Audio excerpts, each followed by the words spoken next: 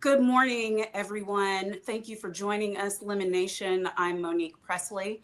I am guest hosting this morning for our friend, our brother, our journalist, who we all have been able to count on for the past 3 decades, Don Lemon.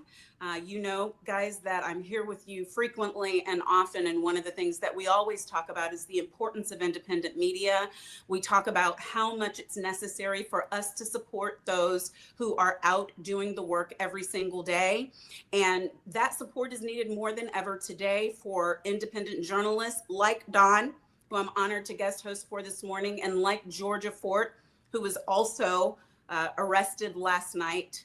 The information that we have so far, and we'll be sharing as much as we can with you throughout this hour, is that Don was arrested late last night in Los Angeles. He's there, as you all know, for the Grammys. He is scheduled to be live on the red carpet covering Grammy events. And he was arrested by federal agents in Los Angeles around midnight. And he has released the following statement through his attorney, Abby Lowell. Don Lemon was taken into custody by federal agents last night in Los Angeles, where he was covering the Grammy Awards. Don has been a journalist for 30 years, and his constitutionally protected work in Minneapolis was no different than what he has always done. The First Amendment exists to protect journalists whose role is to shine light on the truth and hold those in power accountable. There is no more important time for people like Don to be doing this work. Instead of investigating the federal agents who killed 2 peaceful Minnesota protesters, the Trump Justice Department is devoting its time, attention, and resources to this arrest. And that is the real indictment of wrongdoing in this case. This unprecedented attack on the First Amendment and transparent attempt to distract attention from the many crises facing this administration will not stand. Don will fight these charges vigorously and thoroughly in court. I see many of you saying free Don Lemon, and of course that's what we are demanding, that he be released immediately, and we want these charges dropped. I'm not here by myself this morning. There are so many experts who we've come to count on during the time that Don has been here on the Don Lemon Show, the Don Lemon channel on YouTube, and one of them is Charles Coleman, ESQ. He's my friend, my brother. He's a former prosecutor. He's a frequent commentator MSNBC and elsewhere. Welcome, Charles. Good morning. Good morning, Monique. Thanks for having me. Well, Don's having us, Charles.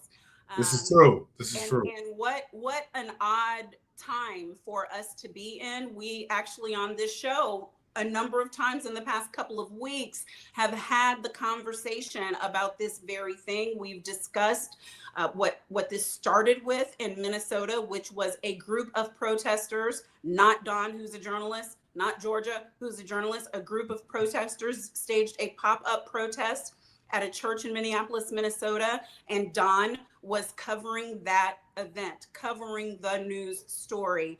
And now we find that Don has been arrested and, according to the DHS, charged under 18 USC 241 and 248. What are your initial thoughts? Well, Monique, one of the things that we may have been able to sort of read the tea leaves to determine that was confirmed today, apparently by the wife of Stephen Miller, is that Don Lemon and as well as the other journalist, Georgia, who was arrested after apparently these things went to a grand jury. They were presented in front of a grand jury. And the reason that that's significant is because the federal government ran out of options effectively when they went to a magistrate judge and they could not secure an arrest warrant. And then they appealed that and they could not have that appeal granted. And so their attempts to go through a magistrate judge in order to secure an arrest warrant were both denied, which left them with very few options, which was to go in front of the grand jury. I had sort of thought about this as a former prosecutor because their options were limited. The thing about going in front of a grand jury that our audience needs to understand is, the old saying is very much so true that you can indict a ham sandwich. It is not difficult to get an indictment when you have a presentation in front of the grand jury. Speaking as a former prosecutor, and one of the reasons why, for people who don't know that, is it's a secret proceeding. It is a proceeding that is effectively run by the prosecutor. There is no magistrate there. There is no judge there. There is no arbiter. It is basically the prosecutor presents whatever facts they choose to present. The defendant has a right in most cases to testify, but in most cases will not testify. The defense attorney cannot ask any questions or be present if their client is not testifying. And so no one actually knows what was said, who presented, what witnesses they presented, what evidence the grand jury saw. And so all of those things create a very comfortable environment for prosecutors to secure an indictment. I want to read two of the statutes that apparently came back on the indictment. One of them is U.S. Code 18 U.S. Code 241. If anyone's looking this up, Section 241 of 18 U.S. Code. It is referred to as a conspiracy against rights, which makes it a federal crime for two or more persons to conspire to injure, threaten, or to intimidate anyone in the United States in the free exercise or enjoyment of any constitutional or statutory right. Violations can result in fines up to 10 years in prison or up to life imprisonment or death if certain serious crimes result. The other statute that appears that Don was charged under is 18 U.S.C. Section 248, which is known as the Freedom of Access to Clinic Entrances, or the FACE Act of 1994. This is a federal law that prohibits the use of force, threat of force, or physical obstruction to intentionally injure, intimidate, or interfere with anyone obtaining or providing reproductive health services or exercising First Amendment rights at a place of worship. So that last statute was intended to protect people who are seeking reproductive care or to exercise their right, what had previously been a right to abortion and abortion clinics primarily. And then the First Amendment piece around houses of worship had been added on. And the first piece was essentially about obstructing the ability for people to go and worship. Again, I want to stress to viewers that regardless of what the statutes say and regardless of what we may have seen in various videos, we do not know how the prosecutors in this case framed the facts in front of this particular grand jury that returned the indictment. What I will say before we go further, Monique, is that I think, however, it is telling. MS Now reporter Carol Lenning earlier today confirmed that there were career DOJ prosecutors in both Minnesota, where this took place, as well as in Los Angeles, where Don was arrested. I think we have that if somebody can put it up. Who refused to participate in the arrest and the indictment and the prosecution of this case because they felt like the evidence did not match the facts. And so that only affirms for me a previous notion that I've had, which is part of the punishment is the process. It is it is to sort of embarrass Don Lemon. It is to embarrass the journalists who are associated with Don Lemon in such a way that they are not willing to continue to go forward. And I think that that's a very significant thing. Georgia Fort as well, another journalist arrested as part of doing their job, exercising their right to freedom of the press. And so when you have career prosecutors who are saying that the evidence does not support the charges in two different cities, two different offices, that is extremely telling as to the strength of this case. But again, the strength of the case is not the conversation for the DOJ and for those who are pushing this. It is making the process and its difficulty the punishment for Don and for Georgia. Right. And what they will learn is that they're just going to strengthen the resolve, not just of somebody like Don or Georgia, who have been doing this for years and are a credit to their profession. But they're strengthening the resolve of the public, because everyone who's seeing this is reacting, understanding that this is wrong, and that if there was ever some line to be crossed, then we've crossed it. But there are no lines with this administration. I want to highlight a couple of things that you said, Charles. Obviously, we say in the law all the time, the grand jury can indict a ham sandwich. The reason why we say that is because as a career defense attorney, one of the things I always knew is the grand jury belongs to the prosecutor. So unless they can't, and really, if they're trying to say Mickey Mouse was there, if they've got a sliver of anything to show it, they're going to get their indictment. And the reason is because the standard is lower. So sometimes the public is looking at it and they're thinking, well, there must be evidence, because in a criminal case, you have to prove things beyond a reasonable doubt in order to get a conviction. And that is true for conviction, but that is not true to get an indictment. And so whoever they found, because these career DOJ prosecutors wouldn't do the job, and we've seen prosecutors quit their jobs in DC. We've seen them quit their jobs in Minnesota. U.S. Attorneys, career members of that office have left their jobs. And so it's like many other things in this administration, Charles, where they have to go down the line until they get somebody who doesn't have any scruples, who doesn't have any integrity. Sometimes they have to go out and hire folks off the street. And that's how they get somebody to actually get this work done. To your knowledge, what will the next steps be?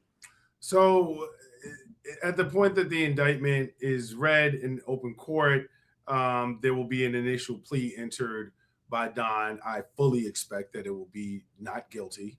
And at that point, the judge will make a decision as to any bail if the DOJ asks for bail. I can't imagine that Don would be remanded. I can't imagine that bail would be exorbitantly high. Don is not at all. And for people who are not certain as to how bail is set, the notion of bail is to make sure that someone has an incentive to return to trial. And so Don Lemon is someone who clearly has every interest in fighting these charges, that he absolutely, I imagine, through his lawyers, will be eager to exonerate himself or have himself exonerated from these accusations.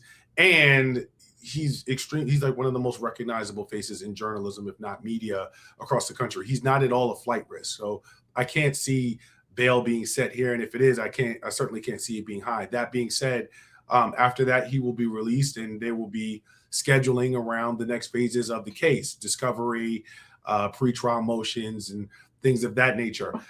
I anticipate that there may be a case that is being built here, and we've talked about this before, Monique, for alleging malicious prosecution by the defense. It would not entirely surprise me to see that his attorneys consider filing a motion for malicious prosecution, and here's why.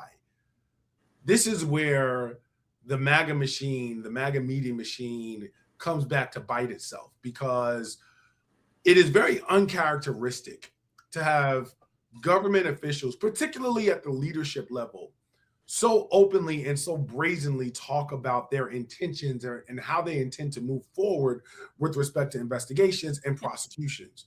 And they've done that writ large with respect to Don Lemon around this. And so they have created their own very, very discoverable paper trail that's been out in the open, that they would literally have to stipulate to, that they, came from official accounts on social media. And so now you have given people the tools to build this case for malicious prosecution against Don. Well, and not only that, Charles, but the chief judge wrote that letter that ended up being part of the public record. Correct. Where this DOJ was pressuring him. Like they couldn't get what they wanted out of the magistrate. They demanded the chief judge do something about it, and were saying, and today, we need you to do it today. And he had to go and explain how he has a child with special needs who he was caring for, and how there was no urgency, and how they expected him to respond to their appeal without even sending him the appeal. They didn't send him a courtesy copy of what was being appealed, but were demanding his response. And so that led to these three appellate court judges denying it, saying there was no urgent matter. But the other thing the chief judge said in his letter was there's no accusation of violence here. There's no reason for all of this overreach.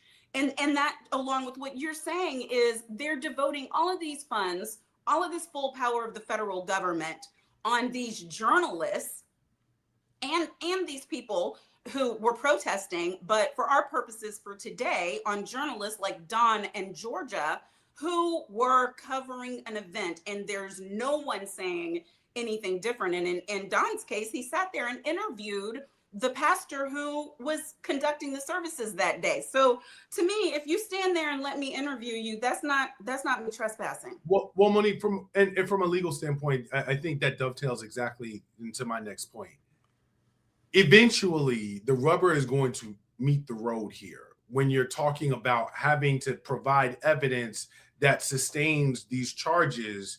At some point, you are going to have to put forth witnesses that corroborate facts and a timeline that isn't supported by the video that we have all seen repeatedly. You're going to have to sort of counter that. And that is where I say that for the DOJ, the punishment is the process, because the amount of evidence that they have, whether you're putting testimonial evidence up against video evidence and going to ask a jury in a court to sort of discern what makes most sense. Are you going to believe the testimony of someone who alleges that they were there and says, oh, something that you can't see on video? Or are you going to trust your own actual eyes as you look at angle after angle after angle that is explained by attorneys and through testimony of other witnesses who were there and corroborated by the video that actually exists? Yeah. They know that they cannot sustain this. And that is why career prosecutors are like, I don't want my name associated with this. But again, for people who are saying, but why would they do this? They would do it for the intimidation factor. They would do it for the embarrassment factor. They would do it because oftentimes the retraction is always quieter than the headline. That is to say, today, Don Lemon being arrested is breaking news. It is a celebration in Magaland. It is red meat for that base. But at the point that the case is dismissed, at the point that the case moves over, that's not something that is as much of a conversation for them. So in their minds, from a narrative place, they maintain control. So for anyone who's wondering why would they go forward if they didn't have the charges, because it's not about the conviction, it's about the embarrassment.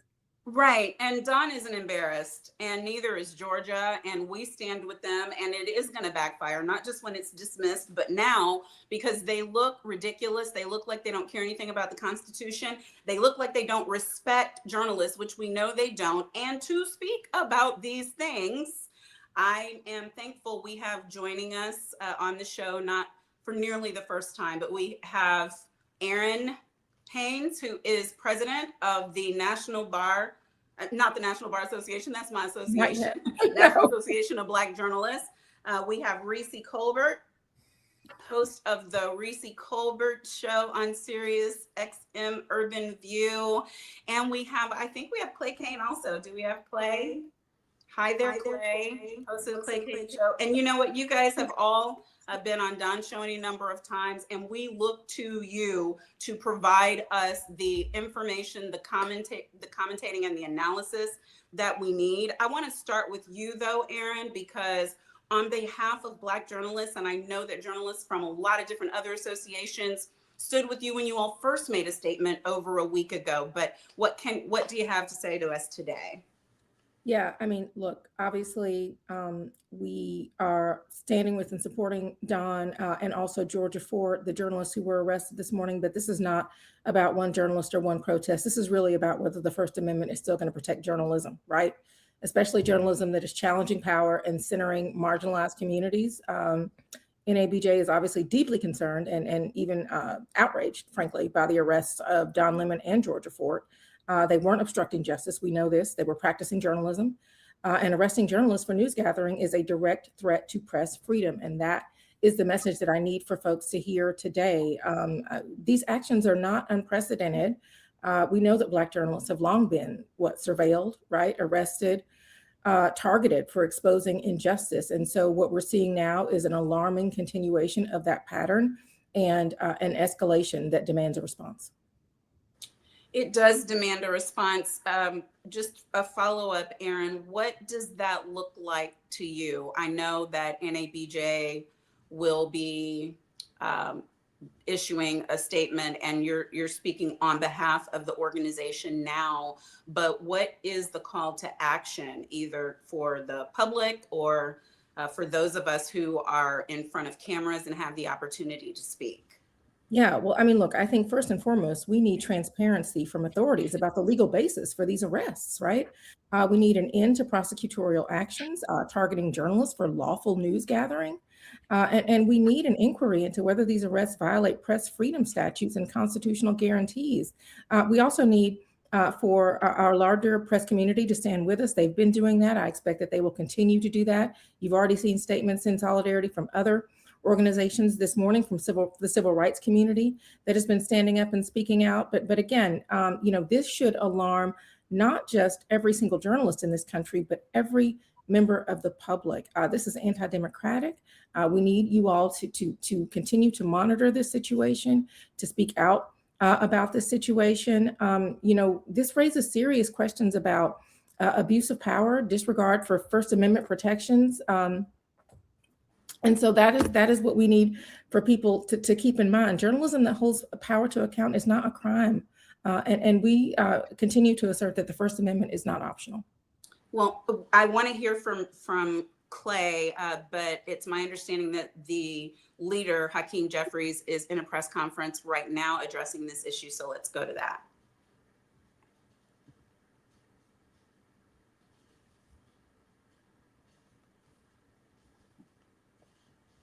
Audio. I can't hear it.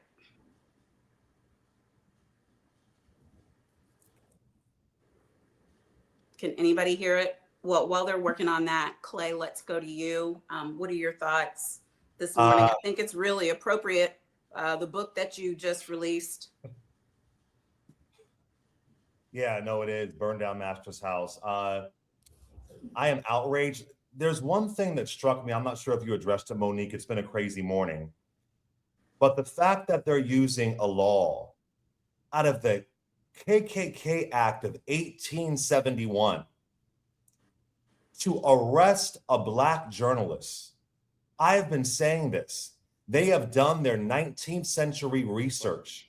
This was literally a law created to protect Black people. Okay, we have the audio. And what do you think that says about the Trump administration?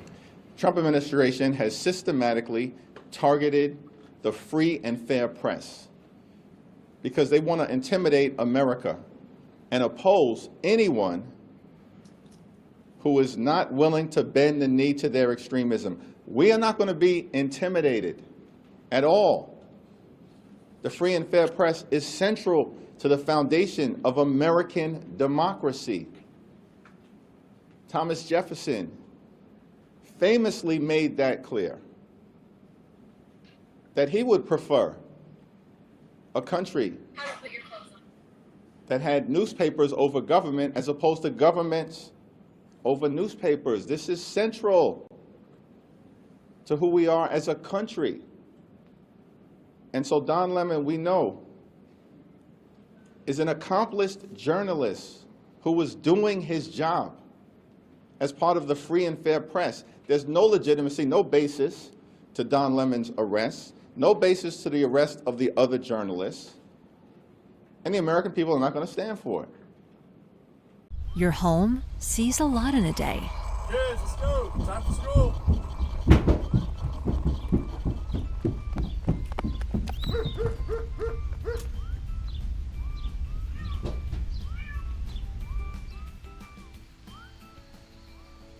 But at the end of it, your floors still look perfect.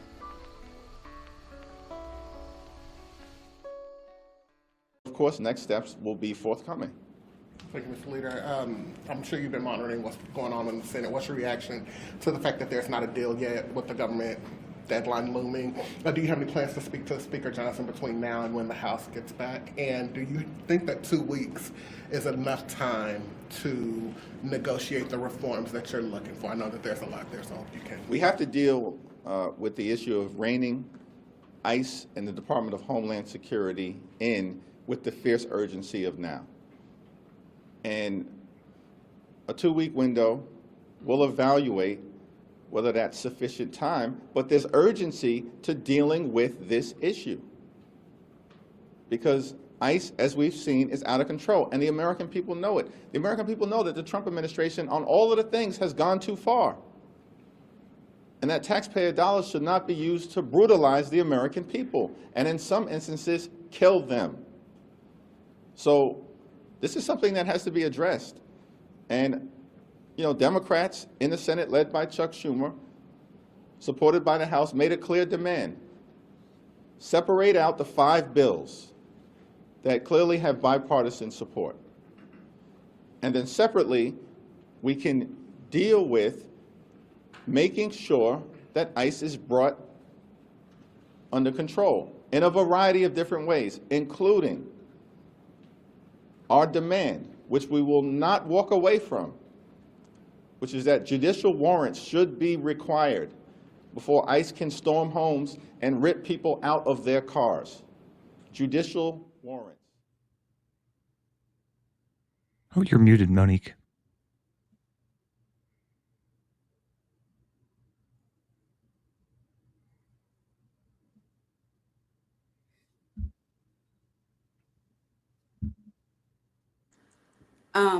Oh, hey, Reese Colbert.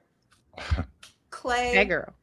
I'm thankful Leader Jeffries called a thing and said that this administration has repeatedly intimidated free and fair press. Yes.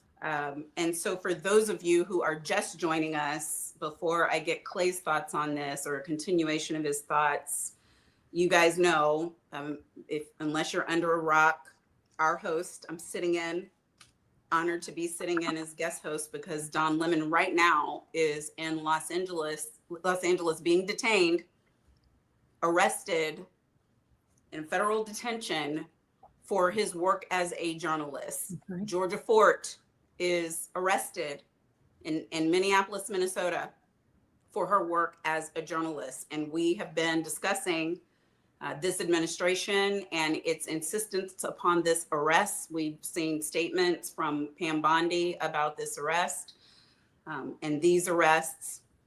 And I also want to say before I go back to Clay, please like, please subscribe, please do all the things that Don would have asked you to do 4 times already if he was here. We want to support independent media and we want the algorithm to continue to be our friend. Let people know you're on here. Let people know that even though Don is unjustifiably, lawlessly arrested right now, that we are still honoring his commitment to independent journalism by covering this story and bringing you the facts and the news. Clay. So I was saying this in 2024. This is part of the reason why it was important to show up to vote. This was always the game. This was always the end game. This was in Project 2025. They're attacking journalists. And as I was saying before, they're using a part of the KKK Act from 1871 to attack a journalist, a Black journalist. And I know this might be small, but I still think it's important to say. This is why I was so outraged when Nicki Minaj said, "Lock Don Lemon up." For her to say that about a Black journalist, a Black man, I thought it was very dangerous. This is where we are. And thank God for independent media. And, you know, Reese was saying this a couple weeks ago, that every single media outlet in the country should have been all over the original threat against Don Lemon. And now I see them talking. Now I see them babbling. Now it's nonstop on the MS Now and all that good stuff. Now they're saying something. But we should all know they're coming for you as well. Yeah. And I really, y'all got to understand, like I said before, Speaker Jeffries spoke, They're doing their 19th century research. Our ancestors are rolling in their graves that they're using a KKK act against Don Lemon, against a Black journalist in the name of Ida B. Wells, in the name of so many Black journalists. That's what they're doing. We know he didn't do anything wrong, but that doesn't matter to them. They are using civil rights to criminalize a Black journalist. It's very, very clear. So listen, right now, the platform, the mountain that Don Lemon has built in this moment, it's important for us to collectively show up for him. Yep. Don't downplay the importance of social media, reaching out, posting about it. We've been on this for a long time, and we all know, everyone here, this could easily be one of us if we report the truth. They don't want dissenters. They want you to bow down. They want you to think no matter what you do, no matter how you resist, you will always fail, you will always lose. We can't absorb that. So Right. I'm outraged, and my prayers are with Don. You know what, Reese? I'm gonna say something. I think it was Charles who was saying last week. One of the reasons we're seeing this attack on independent media and people who are covering the stories on the ground the way Don does, the way Georgia does, is because they cannot be controlled. There's over 25,000 people on here right now, and our host extraordinaire is not even with us. He's in lockup. But there is no control. They have put their foot on the neck of mainstream media and sued and won. And we've watched the way mainstream media journalists have cowered and been afraid and backtracked and refused to report things. And I'm not even talking about any particular journalist. I'm talking about the structure, the machine of it. And so, Reese, that's why things like what Don is doing, what Georgia does, and frankly, what you and Clay do is so important. Okay, so I asked Nikki if I could cuss. And she didn't tell me no. So Reese. let me just unload a little bit. First of all, I have to say that I want everybody to pay attention to the bitch assness of the mainstream media and the propaganda. And I say that it's propaganda that they're spreading because when you have headlines like what People Magazine did that characterize Don Lemon as attending the protests as opposed to reporting from the protests, that is state propaganda because he was not an attendee. And mind you, it's not illegal to fucking protest. That's what the January 6ers did. I thought, wasn't that a big ass protest, a kumbaya? Very fine citizens. So it's not illegal to protest. So even if he was protesting, that wouldn't be a problem. But he was reporting. Georgia Fort was reporting. So every mainstream media outlet that reports this as they were attending is spreading Trump Pam Bondi propaganda. They're doing a disservice to their listeners, to their readers. And that's exactly why people have lost faith in the mainstream media and why they have turned to the Don Lemon Show and others, including us. So that's number one. Number two, we have killer ICE cops on the loose and we have journalists arrested. There is a problem with that. There is a complete ass backwardsness to that. Number three, fuck the people on the grand jury that gave these bullshit ass charges. A judge had enough sense to say, oh, you know what? Nah, I'm not going to put my stamp on it. But whoever these people are that went in that room and put forth these indictments, fuck them. They are no better than the people who attended lynchings, who sat up there and yelled down Ruby Bridges and others. That's who those people are. So anybody, and I'm going to call out some white liberals too. Any white liberal, oh, I don't know how I was wondering. I saw somebody there. I was wondering how we had to Jim Crow. Look to the people in the grand jury. It's still here. Jim Crow is still here. It's called Trump Crow now. Yep. And then the last thing I'll say is this is not just an attack on journalism. It's an attack on the humanity of Black people. It's an attack on the idea that there can be legitimacy to what Black people do. And so they are putting these folks forth And mind you, a majority of the people who have been arrested in this protest, which again is not illegal, have been Black. There's one white guy, but they've been Black. And this administration has been strategic since the very beginning of this administration in saying, okay, if we attack Black people, then there will be a little bit less galvanization around the fact that we are violating the citizenship of these people, that we are violating the Constitution, because who gives a damn about LaMonica McIver, a congresswoman, who's still facing charges? And who gives a damn about Black activists, and who gives a damn about Black journalists? That those people are not legitimate. You're not legitimate even as a congresswoman who has a constitutionally vested authority. You're not legitimate as a journalist because you're Black. So I think that part needs to be highlighted. But I'm beyond furious at this because it is layered on so many levels, and it is especially disgusting, as Clay talked about, how they're using the KKK Act, and they're using things like, for instance, with what they tried to do with the abortion, trying to protect people entering abortion clinics. They are turning these things on its head to hold Black people in particular as political prisoners, because that's what this is.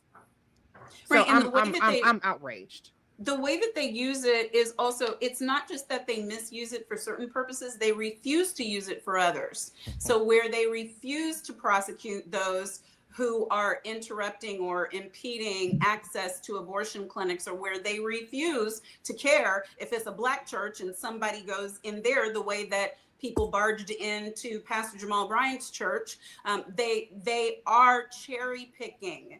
They are doing what in the law we consider to be inequitable. And I want to, I have a statement from Reverend Al Sharpton that I want to read some of, but before we do that, I believe we have a video from Emmy award-winning journalist Georgia Fort, who is on the ground in Minnesota, something she recorded right before she was arrested. Do you want to wear my black boots? You guys, I wanted to alert the public that agents are at my door right now. They're saying that they were able to go before a grand jury sometime, I guess, in the last 24 hours, and that they have a warrant for my arrest. I've talked to my attorney, and I'm being advised to go with them, I guess, down to Whipple. And my children are here. They're impacted by this. This is all stemming from the fact that I filmed a protest as a member of the media. We are supposed to have our constitutional right of the freedom to film, to be a member of the press. I don't feel like I have my First Amendment right as a member of the press, because now federal agents are at my door arresting me for filming the church protest a few weeks ago. Again, I don't have a long time here, you guys, but I wanted you to know, for me, agents are at my door right now. My attorney has spoken with them. I did send a relative outside to talk to them. They're showing some type of documentation, apparently, that they got an indictment from a grand jury. I knew that I was on a defendant's list. I did not publish it because it was under seal. And so we've done everything that we can to try and abide by, the advice of our attorneys. But right now, you guys, I wanted you to know I'm going to have to hop off here and surrender to agents as a member of the press. I filmed the church protest a few weeks ago, and now I'm being arrested for that. It's hard to understand how we have a constitution, constitutional rights, when you can just be arrested for being a member of the press. We've seen all these violations. All right, you guys, I gotta go. They're knocking. Yep, she's coming right now. Give me 1 second. All right, guys. You want Monique, That's despicable. it is, and it should alarm every single American. I mean, look, folks in here have already said it, but it is worth repeating that a federal magistrate judge declined to authorize charges, said that there was insufficient evidence, said that there was lack of probable cause. So the fact that authorities moved anyway against Don and Georgia should really be alarming to anybody who believes in judicial oversight and constitutional limits. As Georgia said, I mean, just watching that, it's alarming because I mean, she and Don weren't just doing their jobs. Like, journalists have a fundamental responsibility to observe and to document and to inform the public of events as they are unfolding. That is what they are doing. They don't require permission to do that, right? I mean, attempts by government officials to single out and scrutinize members of the press for legal news gathering and for reporting should concern anyone in this country who cares about democracy and a free press. The treatment of journalists, the conditions under which they are expected to work, this is not what is supposed to come with the job, people. And we just reject the notion that journalists can be threatened into silence just for doing their jobs. Press freedom should never be conditional, and that's what we're seeing here today. I just want to... Charles, 1 second. I wanted to say, and actually you talked about it last week, they operate in the dark, Aaron. And them coming up with all of those cars in a residential neighborhood to Georgia Fort's home where she has children there when they know she's represented by counsel. Yeah. Them showing up in LA in the middle of the night to arrest Don when they know he's represented by counsel that represents several others with whom they have active cases and investigations. That's intentional and unnecessary. Even people, heinous criminals, are allowed to self-report with their lawyers. They can't even pretend that these were people who were going to run. These are people who are actively engaging with the system and alerting them that they had representation. And they chose this, as Charles has been saying, maximum humiliation, maximum intimidation. I had Georgia on my show 2 days ago. And one of the things she said is that there was a protest downtown and that there were independent, and one of the agents turned his rifle, turned his weapon on a journalist. And the journalist, I think it was Nick, I can't remember his last name, had to say, I'm independent media, I'm a journalist, and put his hands up. That is where we are right now. And I think we have actually, I wanted to see if we could bring up the statement by Pam Bondi. Monique, go ahead, Charles. As we're pulling that up, I have a really important point. There's a reason why. Well, first of all, I want to say, for anyone who's watching this, do not at all mistake this. And Aaron sort of made this point just a second ago. This is not a partisan conversation. This is not an ideological conversation, because to connect the dots for everyone who's sitting, between everyone who's sitting here, what Monique understands and what most of us who are here understand is the value of precedent. And if you care about precedent and you understand the power of precedent, and even if you are not someone who is a Don Lemon fan or you don't believe in liberal media, the precedent that is being created here is such that if it is allowed to stand upon the changing of the guard at some point, they can do that with media that they disagree with, and it may be media that you support. So to Aaron's point, this is not an ideological conversation from the standpoint of left versus right or conservative versus liberal. This is a conversation that is rooted in the idea of democratic principles and the freedom of the press. Now, and might we add, Charles, not between independent media or legacy media. That's correct. There's another, excuse me, Aaron, just 1 second. There's another very, very important point, and I appreciate you pointing it out. There's a reason why Don Lemon gets arrested, stay with me, and Jimmy Kimmel gets suspended. And where I'm going with this is, it's easier to pass this off. It's easier to get people not to care when the people who they do it to look like everyone on this panel, and the people who are fighting for the people they do it to look like everyone on this panel. There is a difference. There's a different degree of concern and engagement when we are the ones who are on the front line and it appears as though we are only fighting for ourselves. And I say this for everyone who may be in the audience and maybe in the comments who don't look like us, because in this moment, it will be easy to sort of cast out Don and Georgia as if no one but us cares. Mm. And that makes it easier for them to push this and try to establish precedent that can be used against everyone. Please keep that in mind. Reese? No, that they've been strategic in how they have targeted who they've targeted. And they do think that, oh well, who cares? Who cares about their black asses? They just gonna be some blacks who people are gonna think that that's a black problem. And they also recognize the bloodlust of their base. They love this kind of stuff. They're in the comments right now. They're probably first time Don Lemon show viewers gloating over the dehumanizing, unconstitutional, unlawful arrest of this regime and this and Donald Trump's henchman, Pam Bondi. So they're firing on all cylinders right now. And they're trying to pivot the conversation away from the 2 white citizens that they killed and make it seem like, oh, we got to get these rabble-rousing blacks off the street because they're a threat to our Christianity. They're trying to they've also chosen a church to be that kind of rallying cry, even though, as you pointed out, Pastor Jamal Bryant's church was interrupted, and that wasn't a problem. So there's, I wish that we didn't have to get all racial on you, okay? But they're very, very strategic in how they do that.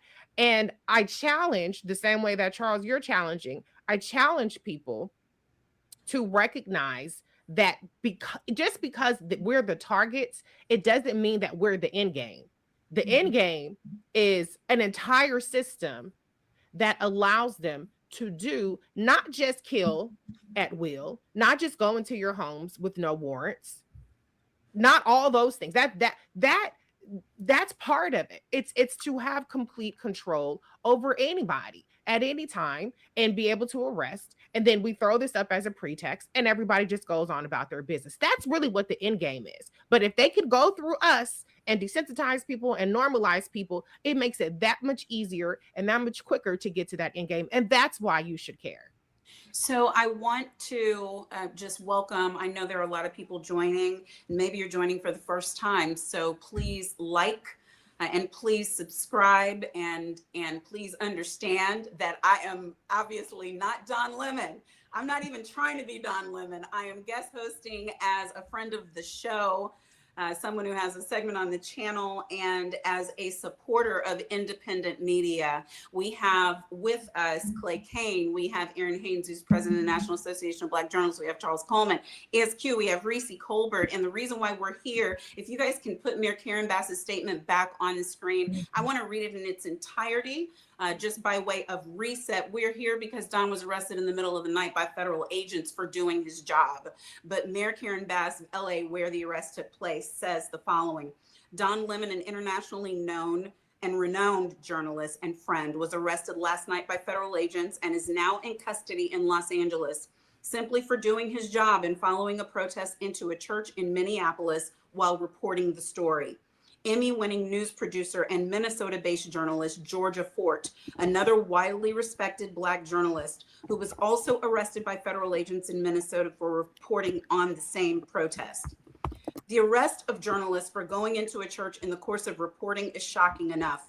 But what's even more alarming is that it's no secret that Don Lemon is a Trump critic. Let me be very clear. President Trump is not de-escalating anything after the fatal shootings of U.S. citizens by federal agents.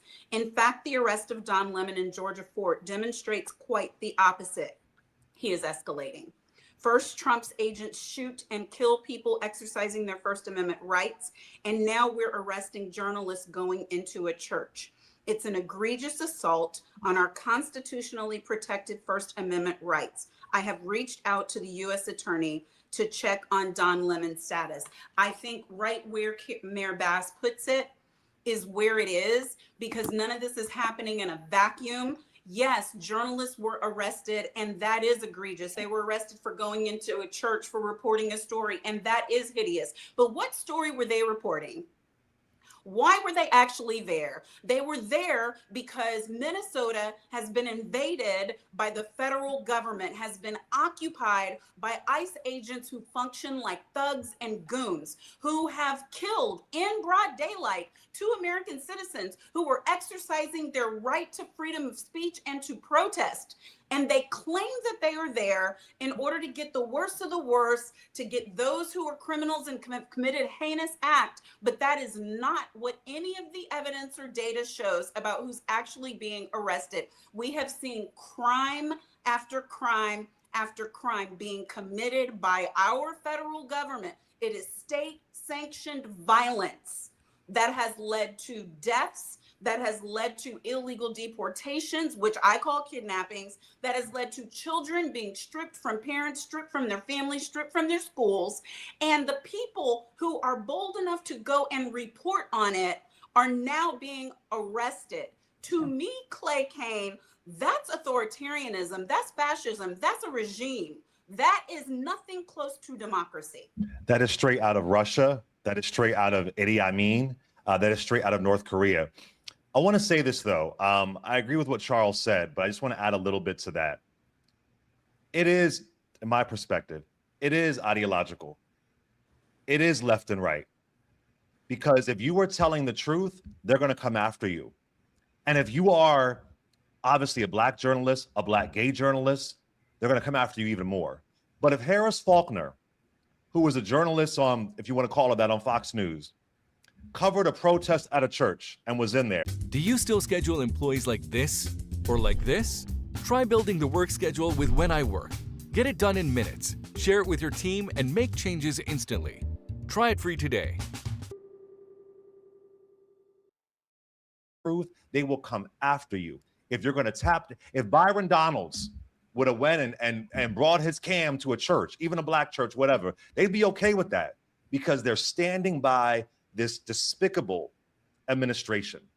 So I want to be really, really clear. This is Republicanism. This is Trumpism. This is right wing. They're borrowing from our Jim Crow history, from Nazis. They're borrowing from all of it. And it is targeted because you will not lie on camera. You want to make sure people are heard. So I just really want to make that clear. They are afraid of the truth. Knowledge manages terror. Every time Don Lemon goes on these airwaves, or Charles, or Monique, or Aaron, or Reese, or myself, we are managing terror every single day by telling the truth, by speaking out. They don't want that knowledge out there. They don't want that.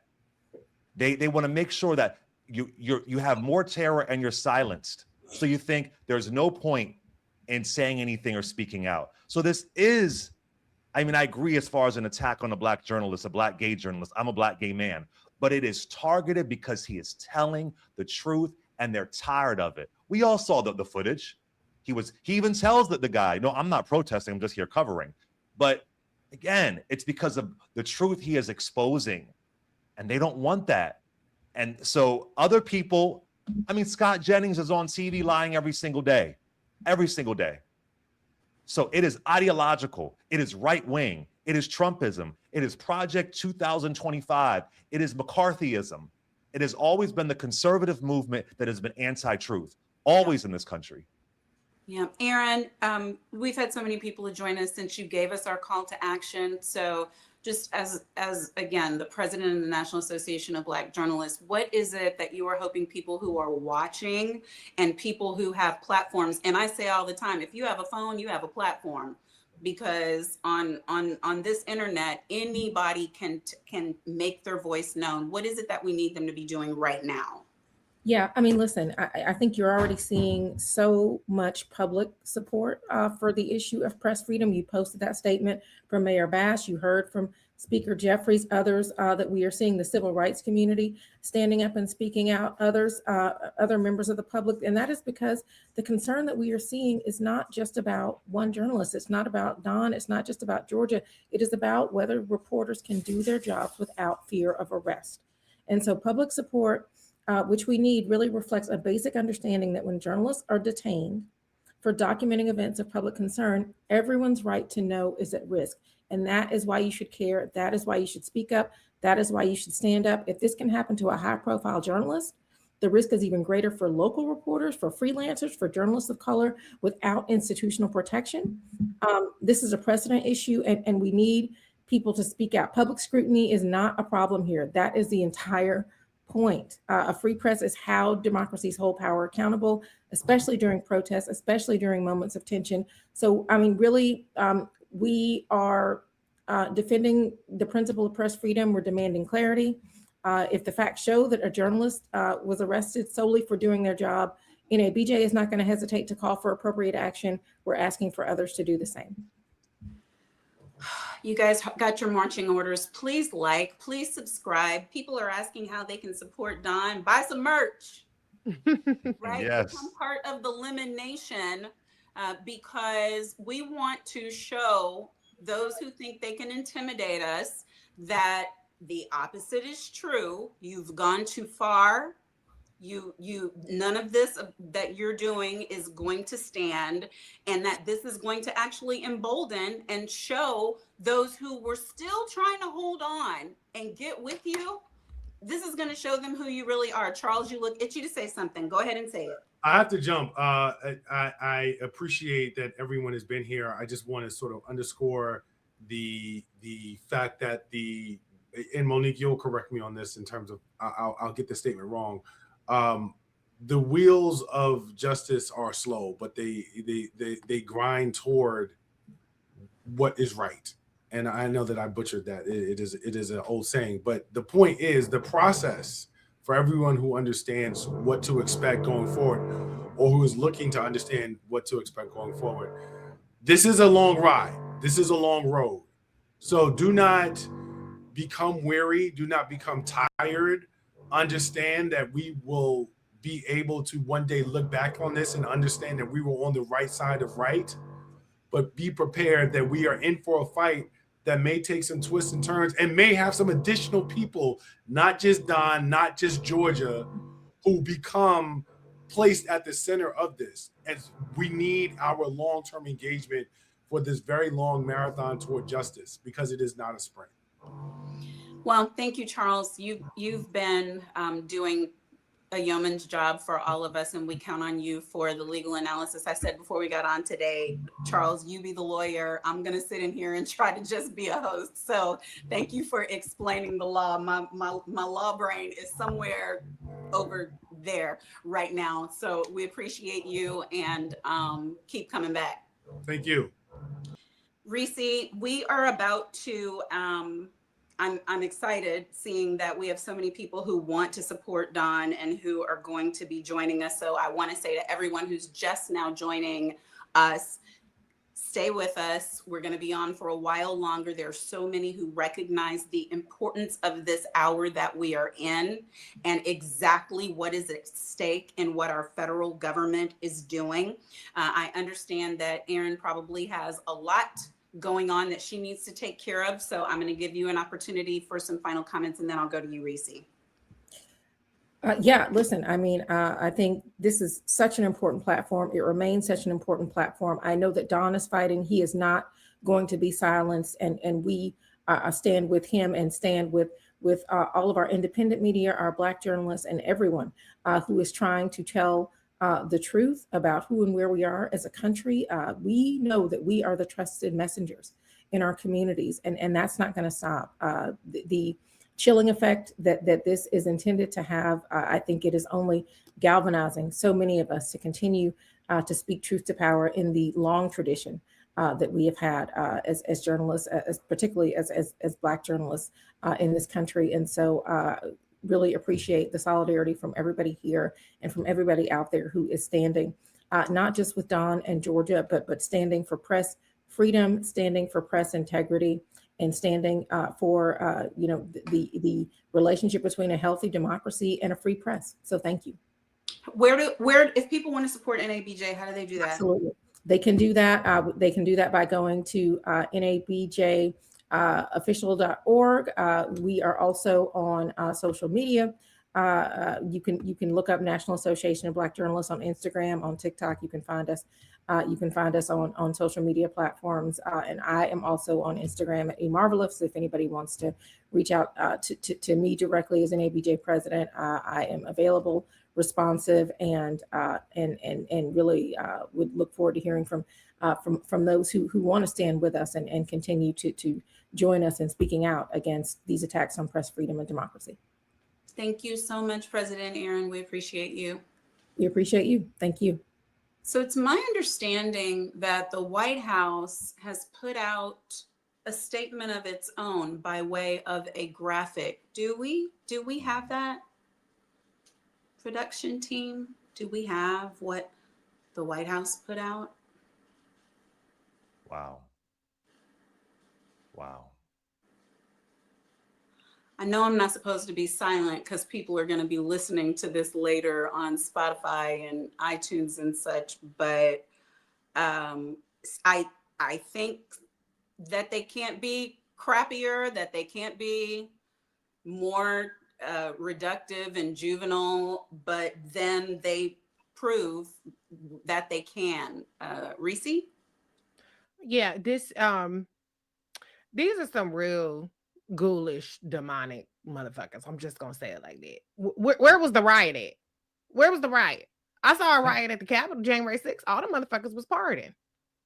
Where was the riot at the church? A disruption is not a riot. And involvement is not what he wasn't involved in the disruption. He was reporting the disruption. But they love this image. They have all kinds of images that they could use, but they want to show this image in particular. And they're clever. I will say they're clever. How much they get away with, I think, remains to be seen. Obviously, they're very sensitive to push back, at least in terms of how they want to frame things. Eventually, they start to pivot. But they're doing this because of the people that are in these comments for the first time. Hey, welcome to the Don Lemon Show. Hey, welcome to Lemon Nation. You're a lemon head now. If you're in these comments, you're a lemon head. If you're giving the Don Lemon channel views, you're a lemon head. Reese, So I want to interrupt for a support. second because I think that Todd Blanche is doing his presser. In the case are being released. I mean, yes, I can assure that we complied with the statute, we complied with the act, and there is no, we did not protect President Trump, we didn't protect or not protect anybody. I mean, I think that there's a hunger or a thirst for information that I do not think will be satisfied by the review of these documents. And there's nothing I can do about that. But President Trump, of all the people in Washington, D.C. and around this country that have said for years the same consistent message about Jeffrey Epstein as President Trump. And so there's not been a change of course or anything, and certainly his direction to the American people and the Department of his direction to the Department of Justice was to be as transparent, release the files, be as transparent as we can. And that's exactly what we did. I want to clarify your remarks on the Alex Preddy killing. Are you saying that the Justice Department has opened a civil rights investigation into his death? Yes. Yeah, I mean, look, I know there's been a lot of discussion among the media around that, but just think about what that means. All that means is that DHS, as the Secretary has said, is conducting an investigation, as they should and as they do every time there's a tragic event like this. And the FBI, in their role, which is a separate role from DHS,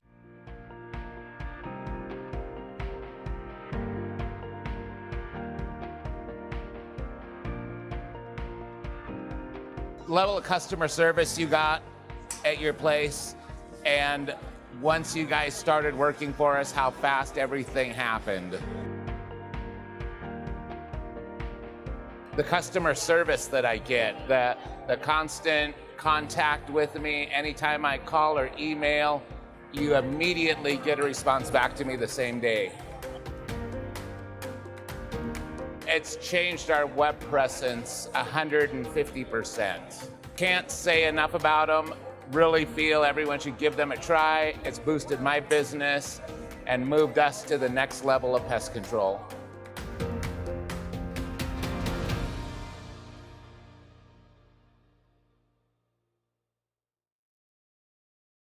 Absolutely. And listen, let's be clear that Don Lemon has been on the Epstein files for a long time and reporting on it. They don't like that. They want to cover up their own mess, their own madness. I do want to point out, when we think about Pam Bondi, just want to call out a trifling Democrat for a minute. Foolish John Fetterman voted for Pam Bondi. I want to remind people. And Kristi Noem, a certain New Jersey senator, voted for Kristi Noem. Listen, for the Democrats out there, and I'm a Democrat, I'm very, very clear about that.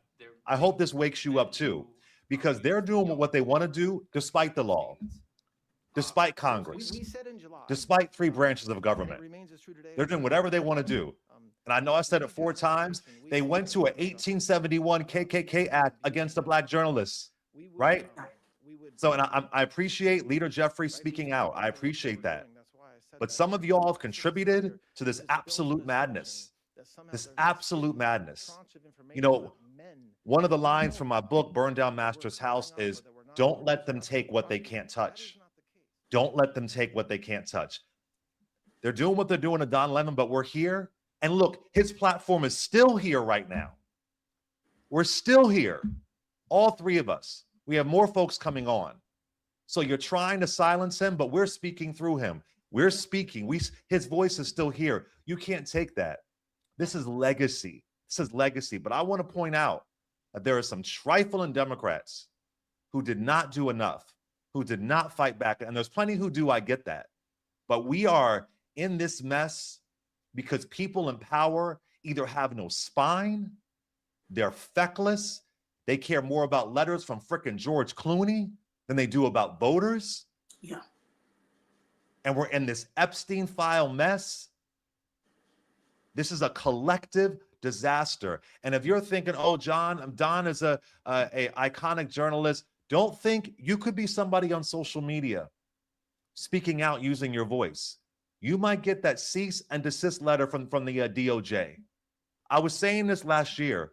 They're going to start at the top to scare the hell out of you and then go to lesser known people who don't have the money or the resources to fight back. But you know what? We're still on air. Don't let them take what they can't touch. We're still here. And shame on any Democrat if you voted for Kristi Noem or Pam Bondi or Marco Rubio. A lot of y'all voted for Marco Rubio. You're part of the problem. We all said we would get here, and now we are.